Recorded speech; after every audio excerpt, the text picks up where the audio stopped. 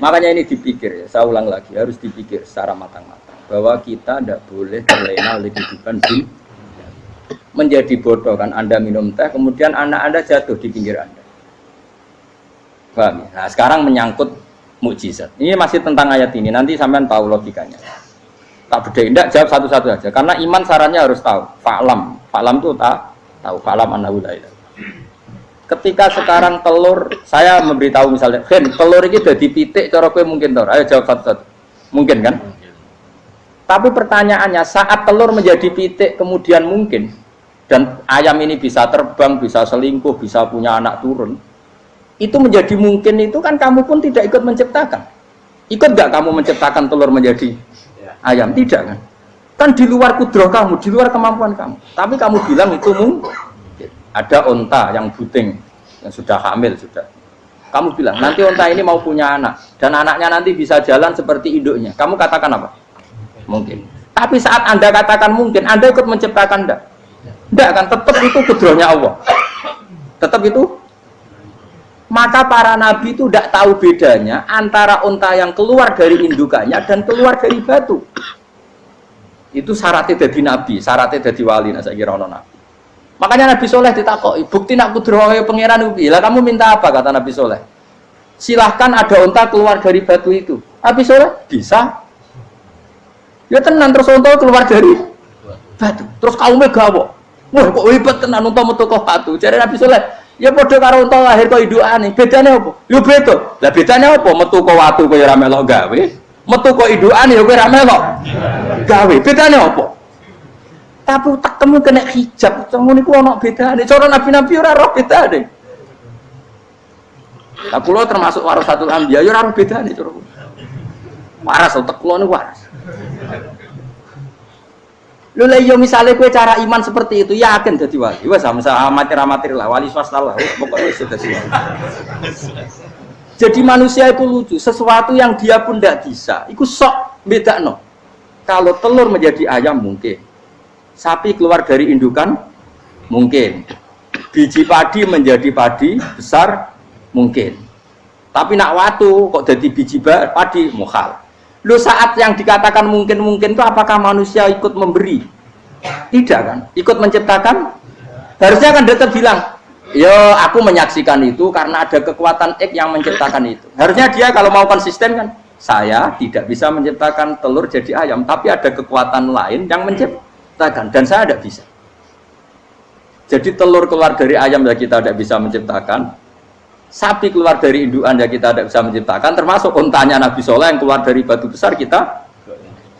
Makanya semua Nabi itu tidak tahu bedanya. Itu bedanya Nabi sama enggak Nabi. Makanya Nabi itu tenang ya, masyhur. Ketika perang Khandaq, Nabi itu kelaparan. Kemudian Jabir datang, ya Rasulullah, istri saya menyiapkan makanan untuk orang 6. Karena kambingnya hanya kecil. Maka hanya orang 6 saja yang kau boleh datang ke situ. Tapi Rasulullah dengan santainya, ya ahlal Khandaq. Padahal yang ngeduk Khandaq itu sekitar 3.000, ya ahlal Khandaq. Halumu ilayya, yuk ke Jabir. Karena Jabir sona atau amat, bikin makanan untuk kalian. Itu 3.000 orang. Wah Jabir dimaki-maki sama, sudah bilang untuk orang 6 Nabi, ya apa-apaan orang banyak. Itu mesti tidak cukup, kita mana. Nabi santai. Bilang ke istri kamu, Jabir jangan buka makanan itu kecuali saya. Ya, makanya Nabi matur untuk pengiran. Gusti ini cukupkan untuk orang banyak. Sama Allah di ACC ya terus cukup. Karena bagi Nabi, Nabi tahu betul. Sekarang ketika beras menjadi beras, apa dalam kudrah kamu, dalam kemampuan kamu? Enggak kan? Ketika sistem tubuh kita makan kemudian jadi kenyang, apa dalam kemampuan kamu? Kue muni mangan maknane sego bolebokno mulut, terus kue darani punya kemampuan makan. Apa setelah itu kamu mengendalikan sistem saraf kita, sistem urat kita? Enggak kan? Jadi Nabi ora roh bedane, justru itu jadi Nabi. Karena dia enggak pernah terjebak, Nabi enggak pernah terjebak oleh yang dili. Makanya cara pangeran wa ma min dabatin fil ardi wala ta'iri yatiru bijanahihi illa umamun amsalukum. Ketika orang kafir minta bukti kudrahe Allah iku apa? Kayaknya Nabi itu didono manuk. Lah manuk terbang bukti kudrahe Allah. Ya biasa mat manuk terbang, wis suwe nak manuk terbang. Bukti kudrahe ning ndi? Iku tekek wis emper. Lha bukti kudrahe ya kowe ora iso gawe kan? Tapi maksudnya wong kafir bukti kudrahe pangeran ku gawe unta kok watu. Lah bedane apa mau hale unta kok watu ambek kok indukane? Bedane apa jajan? Wong ibuke unta ya ngrasa gawe. Apa ibu onto bisa menciptakan anakan onto? Kan tidak bisa juga. Manusia juga ada. Jadi itu wis cukup jadi kudrohe. Tapi manusia angger barang sering terjadi darani mungkin. Maknanya mungkin dekne sing menentukan mungkin atau tidak. Padahal zaman mungkin pun dia ada ikut menciptakan. Ini lagi. Makanya itu kenapa Allah akhirnya bikin mukjizat supaya orang itu ingat kedahsyatan kudrohe Allah. Sebetulnya mukjizat itu tidak penting. Maksudnya tidak penting tadi untuk iman sebetulnya tidak perlu mukjizat. Makanya ketika Rasulullah SAW ingin nuruti mukjizat yang diminta orang kafir, Allah malah ngelingno inna fi khalqis samawati wal ardi wakhtilafil laili wan nar. Sajane ana langit, bumi, ada lautan, ada apa sudah bukti kudrohe. Nah sekarang mukjizat kok ngenteni unta keluar dari apa tadi? Batu, ngenteni Nabi Soleh. Lautan merah di sebelah tongkatnya Nabi Musa terus terbelah. Itu dari mukjizat. Kalau itu maknanya mukjizat karena manusia tidak mampu, apa manusia mampu bikin lautan? Kan tidak mampu juga. Kenapa itu tidak dikatakan mukjizat? Lagi-lagi karena wis kena mataul huruf. Paham jelas ya? Makanya kata Allah, saiki wong ora percaya hari kebangkitan. Alasannya masa manusia jadi tanah menjadi manusia? Memangnya manusia yang sekarang hidup itu dari apa coba? Sengkit nado melok pilek, pilpres, melok dukung mendukung itu memangnya dari apa coba? Dari tanah kan? Mestinya hari kebangkitan sejati ya sekarang ini orang-orang dari tanah sekarang berkeliaran ini harus go jalalan ngalor ngidul maknani. Itu ya kok lemah. Kemudian setelah jadi tanah mati, orang engkar, wah ini nggak mungkin jadi manusia lagi. Padahal zaman sekarang jadi manusia itu karena kudrohnya manusia apa karena Allah?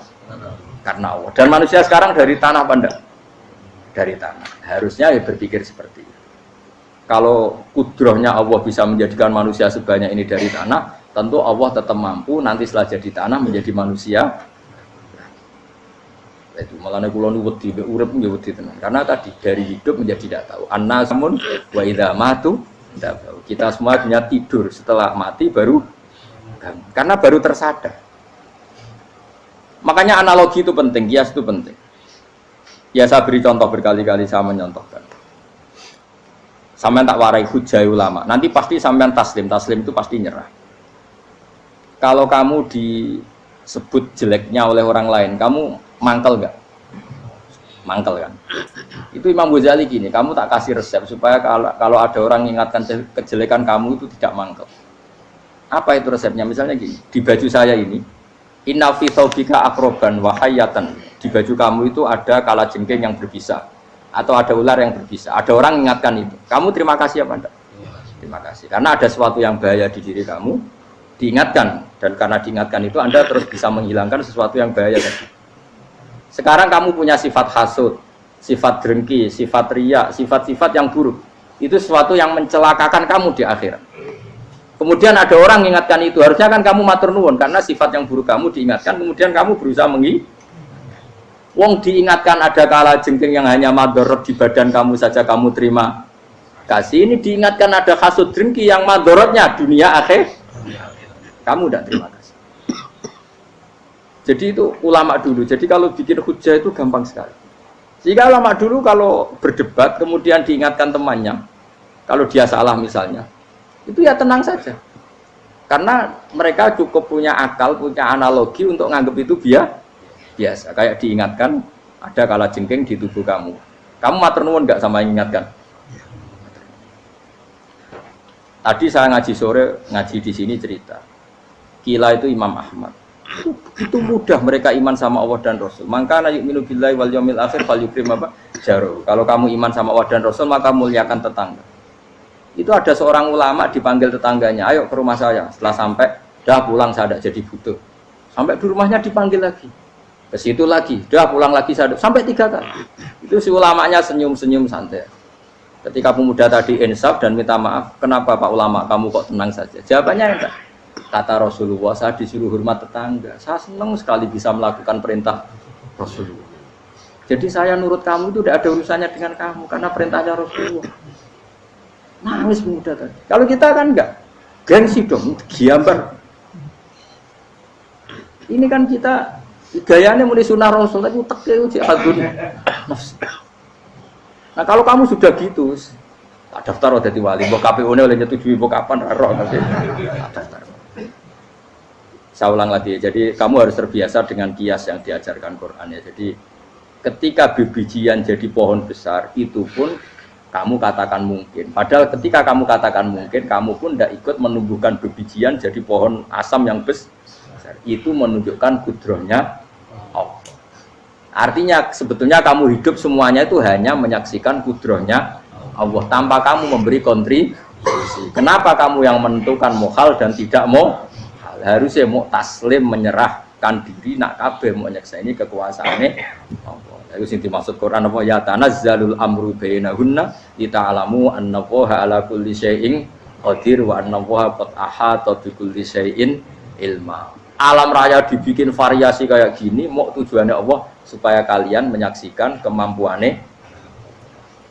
Warna jelas ya. Makanya ketika ada pangeran, ketika bumi yang sudah